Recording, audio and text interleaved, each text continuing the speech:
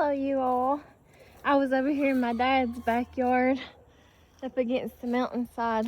This is the original spot where whatever this is called, this fresh sky or however you pronounce it, this right here bush or shrub, it started off by just a little bitty start one of the neighbors had gave my mom about 30 or 40 years ago. And then this right here is how big it is now, growing on the mountainside. That's how big it gets. It takes over. So it really is invasive plant or whatever. It will take over. And it doesn't take much for it to grow. You can grow it in mud and stuff. I have it over here on my dad's hillside. This is where it was originally planted at. And that's what it looks like. It's took over though. It's a very invasive plant, bush shrubbery or whatever. And there's some up there on the mountain. I don't know if you can see it or not, a little bitty patch. But this was the original spot that the neighbor just gave my mom a little start of, and it's took over. And that's what it looks like.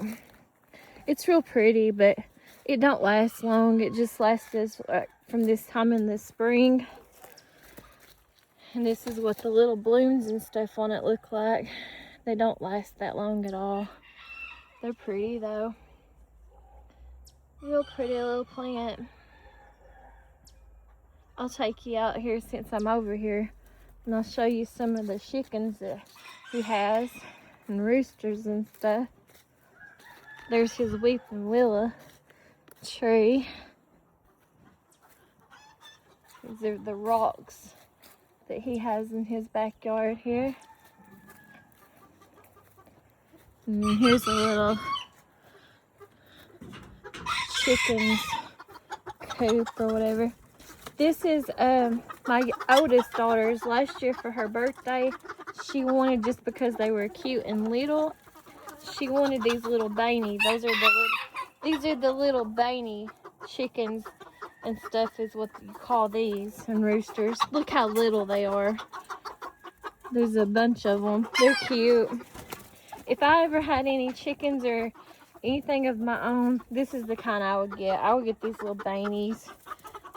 But I think they're called Sonola or something like that with an S. The other type. I don't think the actual people or the actual name for them is Banies. But I could be wrong. I think they're called Sonola or something other like that with an S. Not sure though the name. You walk around here. They're cute little fellers. See them in there. Even the little roosters, they don't get that big at all. They're cute. That's the kind I want to have. I would love to have in my dream piece of property or whatever, my dream home. I would love to have like a little tiny micro mini little miniature farm. And I want little miniature, I love miniatures anything anyways, but I would like to have some little Banies. I think these are the smallest chickens in the world, is these like this. But I could be wrong. They might actually be a different breed called Sonola or something other like that. Now these are a different type of breed right here. I don't know what these are, but here's a nest of them or whatever. We'll go around here so you can see it. I don't know where the eggs is. I've never really been over here to get the eggs or nothing. Maybe it's in this door here. Let me look inside here. Don't want to let nothing out either. Yeah, I better close that bag. It's letting out feed. I don't know where looks like you could lift it up and gather the eggs. I'd like to show you the eggs for them where they're so tiny, but I don't know where you do it at. And I'm not going to go inside there, I don't think.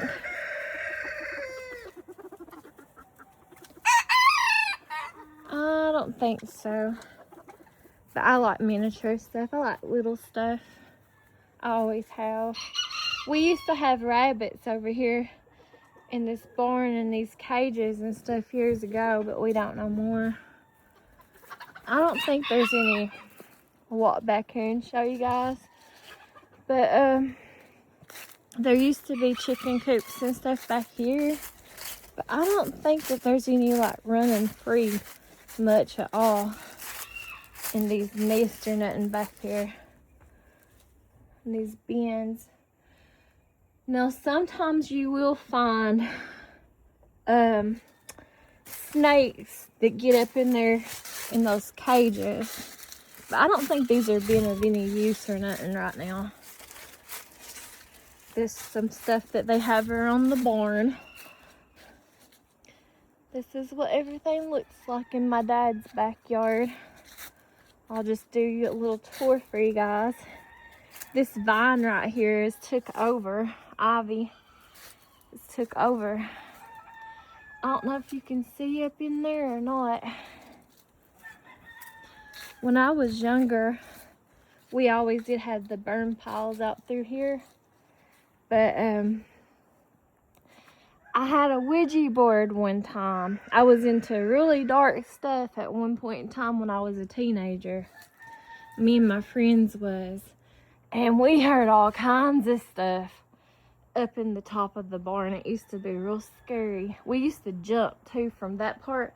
Now I never did jump from that window down to this part of the barn. But I did jump from there over here in this opening, which you can't see it no more. But over through here, I would jump down to the second part to the barn here. But there was some really dark stuff when we was messing around with that Ouija board and stuff that we heard when I was trying to burn it on a fire pile that was out here one time. Whenever up there's that cave I went to that one time. But anyways, when I was trying to get rid of that big Ouija board or whatever, this is the inside of the barn. We haven't played horseshoes in years. My grandpa used to have this barn up and running and stuff. This is the inside of it. I used to jump down to that part right there. And there used to be chickens and stuff over on this side of the barn. Everything's overgrown now. Took over. Especially the ivy and stuff. But here's some stuff. And I've seen plenty of snakes out here over the years. Out in this barn. You have to watch it. Because I have definitely seen all kinds of snakes, copperheads and stuff, different things out here in the barn. But this is just used for junk and stuff now. And it's falling apart. I mean, it's probably close to, I don't know how many years old or nothing. But probably close to maybe 100, maybe, I don't know. It's pretty old. And then this part right here, but at one point in time, me and my sibling, he has that blocked off probably for a reason. I always thought it was cool though, because you can't see it and I ain't gonna open it. But there's like a little secret cubby hole that comes some way down from the top of the barn, in a little hole in there, and also out the side out there where those rabbit cages and stuff used to be. You could use to hide and stuff and get in there. But anyways, this is what the inside of the barn looks like. And everything's falling apart. You can't even go up there no more. It's so bad and damaged. Falling apart. Everything's about to collapse and cave in and stuff. There's the steps that takes you to the top of the barn. I used to use it as my little play place or whatever when I was younger, before they built the garage, the top of the garage for me to have like a little playhouse. I used to use this barn as a playhouse. And you could go up there. There's also another secret like square door and stuff up there in the top of the barn. But at one point in time, me and my sibling, we took whatever we could find basically, and we was trying to build a roller coaster. We got a bright idea to build a roller coaster and stuff in the top of the barn, and we had one. It was almost working, just of whatever we could find, and it was all across the top of the barn there, all the way across and stuff. And then one time I remember whenever I was a child, my mom had not chickens, but she had baby kittens, and there was a little thing of baby kittens up there in a crate that was born up there in the top of the barn. But that was a long time ago. But this is basically what it looks like now. It's falling apart. It really needs to be torn down, but I know it's not going to happen because my dad won't tear it down where it was his dad's, and where it is so old and stuff. At one point in time too, years ago when I was married and I first got married, they wanted me to fix up this barn to live in, but I didn't want to do it or nothing. They wanted me to fix it up though and use it as a house to live in and stuff, but I didn't do it. Up there's that cave we used to play in as children, and there's the old RV. We used to use this wagon thing. Over the years, this burn pile's been moved all over the place, just further out in the yard. But it started, you can see by the ground how dark it is. It started out over through here, and it's just gotten moved over the years. But you can see the barn is slanting, and it's about to fall over and stuff. But we used to use this right here, wagon or whatever. We used to go trick-or-treating in it for Halloween, whenever Halloween's used to be a bigger thing around here for all my cousins and stuff growing up. We used to get inside of it and go trick-or-treating. We'd all load up and go trick-or-treating in it and stuff around Halloween. There's a grapevine thing and just some more flowers, but they haven't bloomed out. We used to bury over here on this side of the mountain all kinds of like dead animals and stuff that we'd have that would, die, like dogs and cats. We used to bury them over on that side of the mountain. I remember I hated it because I was a little bitty girl, and I had to bury some little baby kittens, and I dug into them because I used to not on this side of the mountain, but over there really close to where I showed you where that Fresca or whatever you call it was at, that yellow plant. I used to bury like whatever you want to call them, forgot what they're called, time capsules. I used to make like stupid little time capsules as a child, and I would bury them all over the hillside. All it would be like pieces of paper, and I would like scribble something on them or something. But I would bury time capsules all over the hillside and stuff over there whenever I was growing up. So I just wanted to show you guys that it's a beautiful day. These used to be spray painted, these tires did. They used to be spray painted like all different colors of the rainbow, but they faded and stuff over the years, and now you can't see it or nothing. They've lost their color and stuff. The neighbors used to have a fire pit there, and they would sit and have fires and stuff all the time, but they don't know they foods with it or nothing no more. Nothing like that. Anyways, I guess I'll get off of here. I just wanted to show you right fast that